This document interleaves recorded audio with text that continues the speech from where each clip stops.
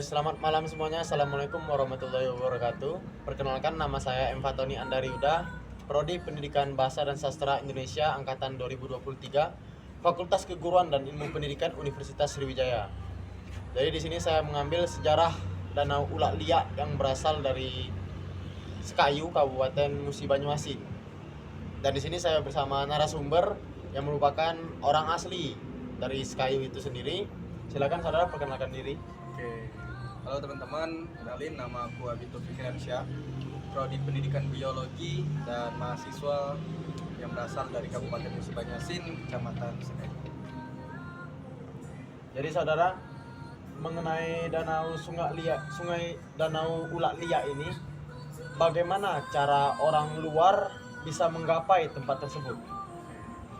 Danau Ulak Liak sendiri itu berada di Desa Suak Baru, Kecamatan Sekayu, dan jarak dari pusat kota Sekayu ke Danau Ulak Liak sendiri itu menempuh jarak 2-3 km dan memakan waktu itu kisaran 20 menit. Kisaran 20 menit dari kota Sekayu. Seperti yang kita tahu kalau banyak danau-danau di Sumatera Selatan ini, dan sebenarnya apa yang membuat Ulak Liak ini berbeda dari danau-danau yang ada di Sumatera Selatan sendiri, saudara? Oke, untuk Danau Ulak Liak sendiri itu sangat kental akan sejarah dan dongeng dari masyarakat setempat. Dan di pintu masuk dari Danau Ulak Liak sendiri itu terdapat monumen atau patung yang mengilustrasikan muka Lia atau desa atau gadis diri desa setempat. Dan bentuk dari Danau Ulak Liak sendiri itu sangat khas, berbentuk seperti tapal kuda yang berada di Danau Ulak Liak. Jadi yang membuatnya unik dan berbeda dari danau-danau yang ada di Sumatera Selatan itu karena dia berbentuk tapal kuda. Ya. Apakah danau itu memang berbentuk tapal kuda atau hanya pada waktu-waktu tertentu, saudara? Oke, untuk bentuk tapal kuda sendiri di Danau Ulak Liak itu sangat sangat bisa terlihat itu di antara musim penghujan dan musim kemarau. Dan debit dari air Danau Ulak Liak itu tidak berlebih dan tidak mengering. Jadi bentuk dari tapal kuda sendiri itu sangat berbentuk kalau di Danau Ulak Liak. Jadi hanya pada waktu tertentu baru dia berbentuk tapal kuda seperti itu. Berdasarkan namanya Danau Ulak Liak, itu penamaannya itu ada asal usulnya tidak, saudara? Oke, untuk asal usul dari Danau Ulak Liak sendiri berdasarkan kisah dari masyarakat setempat. Di sebuah desa itu terdapat gadis cantik gemulai yang bernama Lia, dan si Lia itu disukai oleh seorang pemuda kampung yang berada di desa tersebut yang ingin meminang gadis yang bernama Lia. Dan kedua orang tua dari si Lia ini tidak setuju atau tidak merestui jika si pemuda ini ingin menikahi Lia. Oleh karena itulah kedua orang tua Lia mengasingkan Lia ke tepi sebuah danau yang berada di desa Suak Baru tersebut. Alkisah, Lia yang sedang diasingkan di tepi danau tersebut itu diganggu oleh makhluk penunggu dari danau tersebut, yaitu berupa buaya emas. Dan di sebuah hari itu ada masyarakat setempat yang sedang memancing di danau, melihat kalau buaya tersebut memakan gadis yang bernama Lia. Danau tersebut memakan Lia dan membawanya ke pusaran air yang berada di danau tersebut. Dan dari peristiwa tersebut, kedua orang tua Lia ini menyesal karena telah mengasingkan Lia ke tepi danau tersebut. Dan kedua orang tua Lia ini mengumenangkanlah atau mengutuk kalau penamaan dari danau tersebut dinamakan Danau Ulak Liak. Kenapa? Karena arti dari ulak itu sendiri merupakan pusaran air, dan Lia diambil dari penamaan anak atau gadis yang berasal dari desa setempat. Apakah kalau berdasarkan cerita saudara itu Lia itu ditarik oleh buaya emas di sana? Ya. Apakah buaya emas itu masih dipercaya oleh warga setempat sampai sekarang? Ada di danau itu? Oke, berdasarkan kepercayaan masyarakat setempat, buaya tersebut masih mendiami di dalam Danau Lalia. Untuk orang-orang asing atau orang-orang pendatang yang ingin berkunjung di Danau Lalia itu tidak diperbolehkan untuk mandi di Danau Lalia, karena berdasarkan kepercayaan orang setempat, di Danau Lalia sendiri masih ditempati oleh buaya tersebut. Apakah buaya itu secara jelas masih terbukti ada wujudnya sampai sekarang, saudara? Oke, mungkin untuk bukti konkret dari buaya emas itu sendiri mungkin belum ada, tapi itu menjadi kepercayaan lah bagi masyarakat setempat, dan kepercayaan itu harus dijaga. Apakah pernah ada warga pendatang itu melanggar aturan untuk mandi di sungai tersebut, di danau tersebut? Nah, untuk hal tersebut mungkin ada beberapa warga yang masih ngeyel lah dan mandi di Danau Lalia. Namun beberapa warga masih memarahi, menentang hal tersebut. Jadi ketika orang asing atau orang pendatang yang mandi di sungai tersebut, pasti orang setempat bakal memperingatkan atau melarang orang-orang untuk mandi di danau. Untuk kondisi sekitar alam yang ada di danau itu bagaimana, saudara, sampai sekarang? Apakah masih terjaga atau bagaimana? Oke, untuk vegetasi yang berada di tepi atau di sekitaran Danau Lalia itu merupakan vegetasi rawa-rawa, dan di sekitaran Danau Lalia sendiri itu terdapat Sungai Musi, dan jaraknya itu tidak jauh, kisaran 1 km lah dari Danau Lalia. Dan ketika musim penghujan, Sungai Musi tersebut bisa meluap ke Danau Lalia, bisa membanjiri warga-warga sekitar. Sampai sekarang apakah ada upaya pengembangan wisata dari masyarakat atau komunitas setempat, saudara? Oke, untuk branding untuk memperkenalkan Danau Lalia sendiri itu di Kabupaten Musi Banyuasin, itu tiap tahunnya mengadakan event yang bernama Kuyung Kopi, atau bahasa lainnya untuk daerah Sumatera Selatan ini Bujang Gadis. Nah, event tersebut biasanya Kuyung Kopi tersebut mempromosikan lah berupa video di medsos untuk memperkenalkan, oh ini loh Danau Lalia yang bisa diakses oleh berbagai platform untuk berkunjung ke Danau Lalia. Dan untuk pembangunan di sekitaran Danau Lalia sendiri, pemerintah setempat sangat membantu lah. Mereka membuat gazebo di sekisaran tepi-tepi Danau Lalia itu sebagai tempat peristirahatan, sebagai tempat pengunjung untuk beristirahat lah, makan-makan dan sebagainya di tepi Danau Lalia dan memandangi pemandangan keindahan Danau Lalia. Tadi ada budaya Kuyung Kopi di sana. Itu apakah dilaksanakan berdasarkan waktu-waktu tertentu atau ada jadwalnya, saudara? Oke, untuk event Kuyung Kopi itu sendiri diadakan setiap tahunnya, dan itu diikuti oleh muda-mudi yang berumur di bawah 25 tahun, dan mereka bisa berkompetisi untuk memperebutkan tahta lah Kuyung Musi Banyuasin dan Kopi Musi Banyuasin. Balik ke Danau Liak tadi, apakah danau ini punya fungsi lain bagi masyarakat selain sebagai tempat wisata untuk menghasilkan sumber daya? Oke, bagi masyarakat setempat, Danau Lalia ini menjadi mata pencarian lah. Kalau bahasa kami, bahasa orang Sekayu itu bekarang.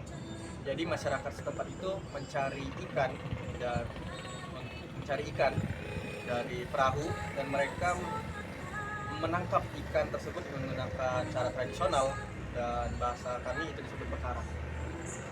Jadi untuk pemancingan di sana itu apakah hanya diizinkan untuk warga setempat atau orang luar juga boleh? Untuk pemancingan itu untuk warga luar dan warga setempat itu diperbolehkan, asal itu masih dipantau oleh warga sekitar. Jangan dilepas lah atau dibiarkan warga luar untuk memancing di sekitaran Danau Lalia. Karena apa? Ya karena balik ke persyaratan atau pelanggaran atau aturan tak tertulis tadi yang membicarakan akan larangan kalau mau mandi ke Danau Lalia. Karena ada buaya emas itu yang masih dipercaya sampai Ya. sekarang. Lalu saudara sebagai anak asli sana, merupakan masyarakat asli lah dari sana, apa harapan saudara terhadap Danau Ulat Lia ini ke depannya, saudara? Oke, harapan saya sebagai pemuda asli daerah sana berharap pembangunan dan infrastruktur untuk akses ke Danau Lalia itu diperbaiki lah, biar masyarakat yang berada di daerah jauh itu aksesnya lebih mudah dan lebih cepat dan lebih efisien. Dan juga untuk warga sekitar itu diharapkan lebih welcome, lebih menyambut akan kehadiran turis-turis yang akan datang ke Danau Lalia. Bisa membuka guide atau pemandu wisata, bisa membicarakan terkait asal-usul atau sejarah-sejarah pembentukan atau penamaan dari Danau Lalia sendiri. Tentu itu bisa menarik pengunjung untuk lebih banyak datang ke Danau Lalia. Itu dia teman-teman tadi sejarah dari sejarah mengenai tempat mencapainya dan bagaimana penamaan asal usul dari Danau Ulat Lia itu sendiri. Terima kasih kepada saudara Abito karena telah memperkenalkan sejarah yang ada di daerahnya, sehingga mudah-mudahan kelak bisa dapat dikenal banyak oleh orang luar selain masyarakat Sekayu itu sendiri. Sekian sejarah dari Danau Ulat Lia yang disampaikan oleh Abito Fikriansah. Wassalamualaikum warahmatullahi wabarakatuh. Sastra lisan itu adalah cerita yang sudah turun-temurun di daerah tersebut dan diturunkan dari mulut ke mulut, dan kemungkinan besar cerita itu sudah tidak seperti cerita aslinya lagi. Di sini saya mengambil legenda Danau Ulat Lia dan akan mempresentasikan hasil analisis saya mengenai mengenai Danau Ulat Lia ini. Nah, di legenda Danau Ulat Lia itu saya mendapatkan beberapa nilai yang terkandung dalam legenda itu, yang salah satunya nilai moral. Di legenda Danau Ulat Lia ini mengandung pesan moral tentang pentingnya mengendalikan emosi dan menjauhi dendam. Seperti tokoh yang ada di dalam legenda itu adalah tokoh Mat Jitu. Tokoh ini menurut saya merupakan contoh orang yang gagal mengelola kecewaannya karena cintanya ditolak. Justru si Mat Jitu ini malah memilih jalan sesat dengan menyakiti Lia. Tindakannya ini menurut saya menunjukkan bahwa tindakan yang didorong oleh amarah dan ego itu bisa membawa kehancuran, entah untuk diri sendiri maupun untuk orang lain. Dan sebaliknya, tokoh si yang bernama Lia itu menunjukkan sikap sabar dan tidak membalas kejahatan dengan kejahatan. Sikap Lia ini mengajarkan kita bahwa pentingnya kesabaran dan ketulusan dalam menghadapi sebuah masalah. Lalu ada lagi nilai yang saya dapatkan, itu yang kedua, ada nilai sosial dan nilai kemanusiaan. Dalam legenda Danau Ulat Lia terlihat bagaimana masyarakat itu cenderung menjauhkan diri dari orang yang menderita. Seperti tokoh Lia yang dulunya itu disukai oleh banyak orang karena kecantikannya, karena kemolekannya, justru ia dikucilkan ketika sakit terkena santet dari tokoh Mat Jitu itu tadi. Bahkan keluarganya pun itu ikut mengasingkannya. Sikap masyarakat seperti ini menggambarkan kurangnya rasa kemanusiaan dalam masyarakat. Namun justru setelah Lia ini menghilang secara tragis, mereka malah menyesal dan menamai danau itu dengan namanya sebagai bentuk penghormatan. Dari legenda ini mengajak kita untuk lebih peduli dan juga tidak mudah menghakimi dan selalu melihat seseorang dengan empati, bukan hanya melihat orang itu dari penampilan luarnya saja. Dan selanjutnya nilai-nilai yang saya dapatkan itu ada nilai spiritual dan kepercayaan tradisional. Legenda Danau Ulat Lia ini menggambarkan kekayaan spiritual masyarakat lokal, seperti kehadiran buaya emas yang dianggap sebagai simbol yang gaib yang menjaga alam. Itu meskipun buaya emas ini berbau mistis, hal ini menunjukkan bahwa adanya kepercayaan terhadap makhluk halus dan aturan tak tertulis di sekitar danau. Dari cerita ini mengajarkan kita untuk tetap menghargai tradisi dan kearifan lokal meskipun hidup di zaman modern. Lalu selanjutnya nilai yang saya dapatkan itu ada nilai budaya dan nilai identitas daerah itu sendiri. Cerita legenda Danau Ulat Lia yang saya ambil ini bukan hanya legenda, tetapi juga bagian dari identitas budaya Kabupaten Musi Banyu Asin itu sendiri. Nah, kisah seperti ini dijaga dan dikenalkan melalui berbagai kegiatan budaya oleh masyarakat setempat. Seperti ada tari tradisional Dendang Ulat Lia dan pemerintah setempat itu membuat Tugu Ulat Lia. Legenda dan Ulat Lia itu menjadi media untuk memperkuat rasa bangga masyarakat setempat terhadap daerah dan mereka memperkenalkan warisan leluhur kepada generasi-generasi muda yang ada di sana. Selanjutnya nilai yang saya dapatkan itu nilai edukatif dan reflektif. Legenda Danau Ulat Lia itu tidak hanya mengandung banyak pelajaran hidup untuk generasi muda. Si tokoh Lia itu mengajarkan bahwa kekuatan hati, kesabaran, dan keteguhan itu bisa menjadi pelindung saat menghadapi kesulitan. Lalu sebaliknya tokoh Maji itu tadi adalah contoh nyata betapa berbahayanya andai kata kita membiarkan rasa dendam menguasai diri. Nah, dari legenda ini bukan sekedar legenda tapi juga mengajak kita untuk lebih peka terhadap penderitaan orang lain dan tidak mengabaikan mereka yang sedang kesusahan. Seperti itu. Dan menurut saya legenda Danau Ulat Lia ini bukan hanya hiburan atau dongeng masa lalu, tapi memiliki fungsi sosial di mana legenda ini akan menjadi alat untuk menanamkan nilai moral, memperkuat identitas, serta bisa menjadi pengingat bahwa kita ini hidup dalam masyarakat yang perlu menjunjung etika, empati, dan solidaritas. Menurut saya juga cerita ini tetap relevan di tengah kehidupan modern karena mengajarkan banyak hal-hal mendasar yang tentunya penting untuk kita terapkan dalam kehidupan bermasyarakat.